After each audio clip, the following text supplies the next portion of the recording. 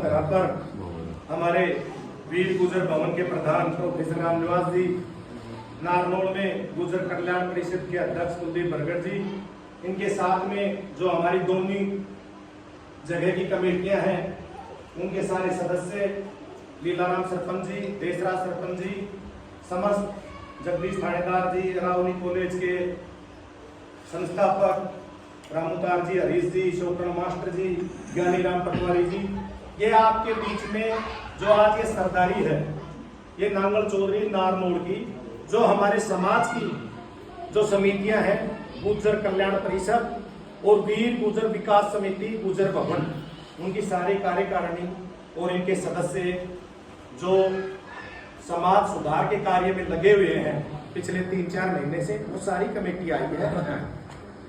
आपकी बात हमने सुनी सिर माथे पर। अब जो हमारा आने का जो मकसद है, क्योंकि जिसके घर पर काज होता है या कोई दसोटन होता है या कोई कार्यक्रम होता है, उस बेचारे की कोई वो नहीं होती, क्योंकि वो तो गांव बस्ती के ऊपर सौंप देता है। जिनके मेरे यहाँ पर इस गांव में काज है, उन्होंने आप गांव बस्ती के ऊपर सलाह की होगी, अब भाई हमें ये करना है, आपने सलाह दी होगी, ये भी ठीक है। लेकिन हमारे यहाँ 5 तारीख की जब पंचायत हो गई, उसके बाद में जिसके कल का फंक्शन हो, जिसने नुते बाद सब कुछ दे रखे हो, पड़ावा चल रहा हो, मिठाइयां बन गई हो, उन मिठाइयों को भी मंदिर में भिजवाया है, गांव में प्रसादी के रूप में वितरित करवाई है। खाली वो किसी दबाव में नहीं, हम सबका मकसद एक है, अब हमें इस गुजर समाज को सुधारना है।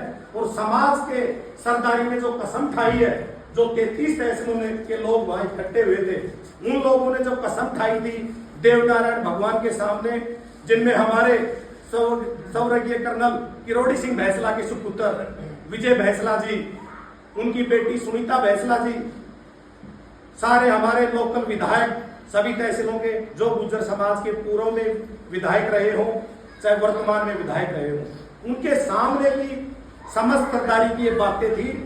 तो श्रीमान जी, हम आपसे हाथ जोड़ते हैं, विनती करते हैं कि आज ये दादरी जिले का जो गांव है टिल्लोड़ी की ढाणी, टिल्लोड़ी की ढाणी की हमने दूर दूर तक सुनी है कि समाज के लिए वहां के लोग कटने वाले मिटने वाले लोग हैं, जो समाज को आगे बढ़ाते हैं।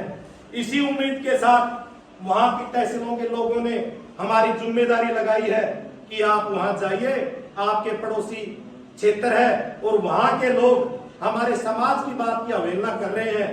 तो हम सारे किसी एक परिवार के पास नहीं आए, हम सारों का मकसद किसी की भावनाओं को आहत करना नहीं है।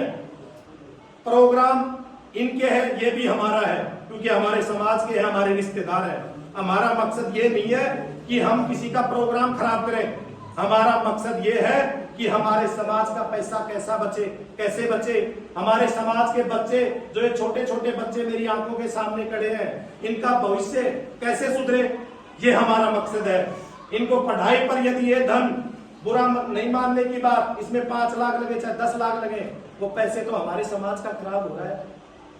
आपकी भावनाओं को हम समझ रहे हैं, लेकिन हम आपको भी हमारी भावनाओं को, पूरे गुजर समाज की भावनाओं को समझना पड़ेगा कि ये प्रोग्राम शुरुआत किसी ने किसी को तो करनी पड़ेगी।